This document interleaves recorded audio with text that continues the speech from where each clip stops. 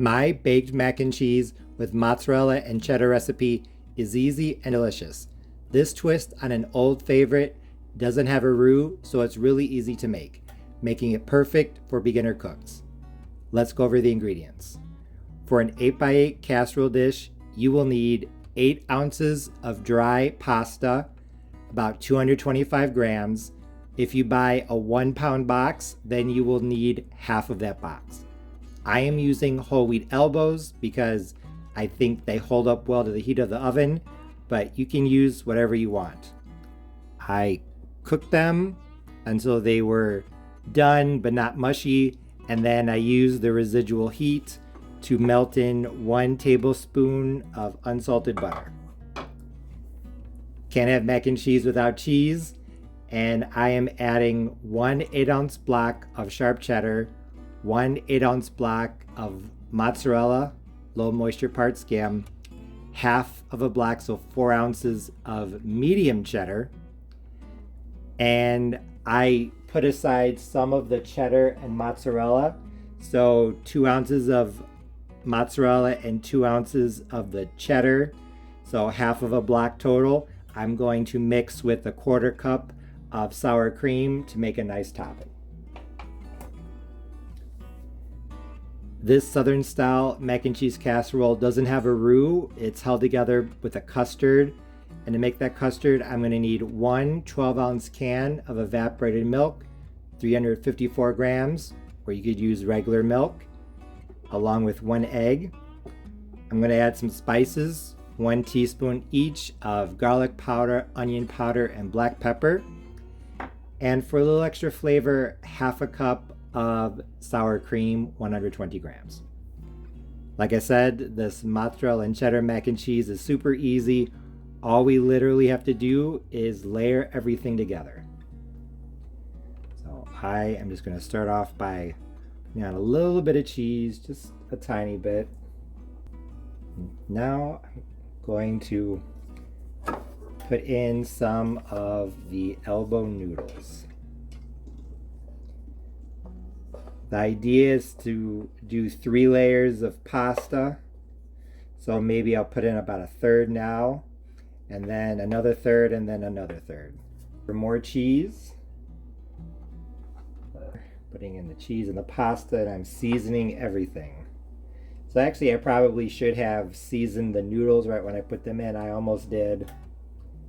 Normally I do. So just season every layer. Season the noodles, season the cheese, season everything. Like I said, this mac and cheese is held together with a custard. So now that the first layer is in, I'm going to make that custard. To make it, all we need to do is crack an egg into a bowl, or in this case, measuring cup. And normally I would just add in all of the evaporated milk and I would mix this in a bowl and just pour it over, but because of the sour cream, I'm going to do half here and half with the sour cream. There, I blended in the egg as best as I could, and I also started blending together the sour cream and the evaporated milk. It's not getting as smooth as I would like, but that's okay. Once everything goes into the oven and bakes, it'll be fine. So now what I'm going to do is just pour over some of this custard. I'm going to pour it right over the noodles. And then some of the sour cream and evaporated milk as well. Now I'm going to add a little more spice. There we go. Now a little bit more cheese.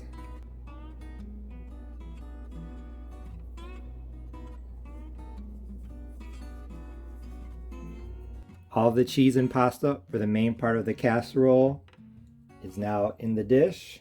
Sprinkle on a little more spice. And now for the final bit of custard.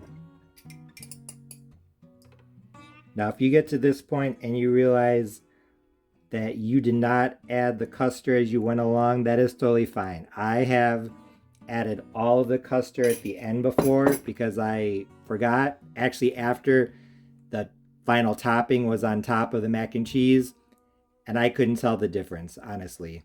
So, like I said, this recipe is super forgiving. Now that the main part of the casserole is done, it's time to make the topping. So here, like I said earlier, a 1/4 cup of sour cream and 4 ounces of cheese. Just gonna mix them together along with what's left of the spices. And actually this special topping you do not have to add if you don't want to.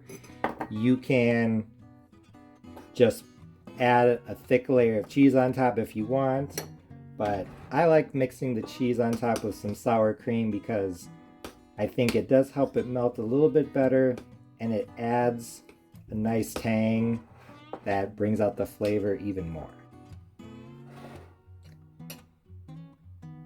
Now that the main part of the casserole is done, it's time to add the topping. So here I have the 4 ounces of cheese I put off to the side that I showed you earlier. I mixed it in with a 1/4 cup of sour cream and a little bit of extra spice, maybe 1/8 of a teaspoon each of black pepper, garlic powder, and onion powder. Now I'm just going to spread it over the top. Although you do not need to put the special topping on top, you could just do a thick layer of cheese.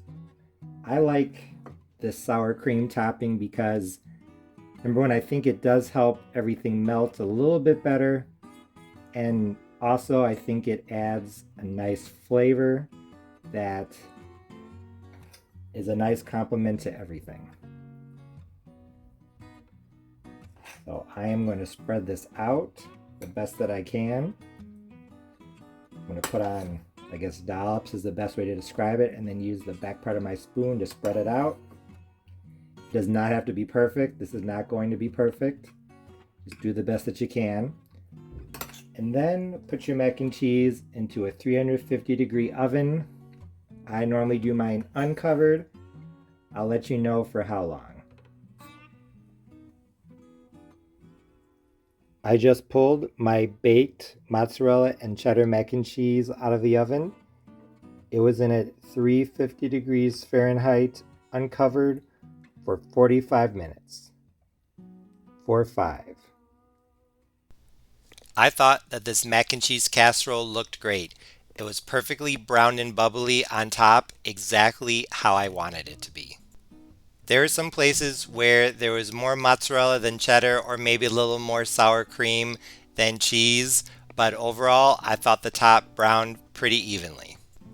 I knew it looked good, and when I cut the first piece and took the first bite, I knew that my homemade baked mac and cheese with cheddar and mozzarella recipe was a big success because it tasted delicious.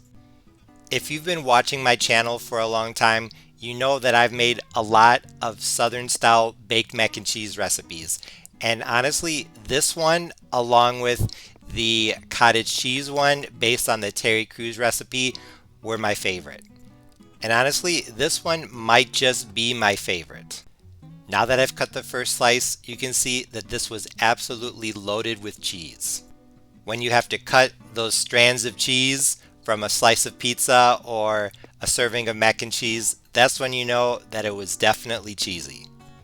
In the past, I would have just used 2 8-ounce blocks of cheese for an 8x8 mac and cheese casserole, but I think that adding that extra 4 ounces was what really made this amazing. Now that I'm holding the first slice up to the camera, you can see that there's some cheese oozing out of the side. There's plenty on top. There's just cheese all throughout this. It was fantastic. And in terms of flavor, I think that the 2 types of cheddar and the mozzarella combined very well. Along with the sour cream that added moisture, a little bit of tang, and some creaminess, this was fantastic. Besides the delicious combination of flavors, another thing that I really liked about this baked mac and cheese with cheddar and mozzarella recipe was the combination of textures. The creamy cheese inside and the crispy cheese on top went together perfectly. Also, even though they might seem like small details, adding the spices and the sour cream topping were two things that really took this to the next level, so I highly recommend not leaving them out of the recipe. As you already saw in this video, this recipe is super easy and forgiving. The only recommendation I have is to make sure that you don't use pre-shredded cheese. When you're making mac and cheese, you should always grate it yourself because it's going to melt a lot better. Even though this was my first time making this recipe, I wouldn't change a thing. Like I already said, I think the low moisture part skim, the sharp cheddar, the mild or medium cheddar, sour cream, it all worked together absolutely perfectly, so I don't think you would need to change anything. This recipe is super simple and super easy because you don't have to make a roux. All you have to do is grate the cheese and layer everything together. This would be a great side dish for Easter, Mother's Day, Thanksgiving, Christmas, New Year's, Sunday dinner, or even just because. If you've ever wondered, can you make mac and cheese with cheddar and mozzarella? The answer is yes. If you make it, I know you'll love it. As always, thanks for watching.